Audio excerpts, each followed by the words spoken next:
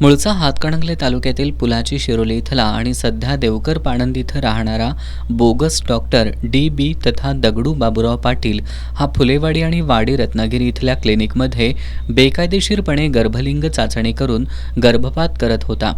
या प्रकरणी त्याला अटक करण्यात आली आहे। याच प्रकरणात सोनोग्राफी करणारा राधानगरी तालुक्यातील सिरसे गावातील गजेंद्र उर्फ सनी बापूसाहेब कुसाळे आणि पन्हाळा तालुक्यातील महाडिकवाडी गावातील लॅबोरेटरीचा मालक बजरंग श्रीपती जांबिलकर यांना जुना राजवाडा पोलिसांनी अटक केली आहे। दरम्यान गंगावेस चौकात औषध विक्री करणारा योगेश शंकर निगवेकर हा दगडू पाटील यांच्या सांगण्यावरून एजंटांना गर्भपाताची औषधं पुरवत असल्याचं तपासात निष्पन्न झालंय।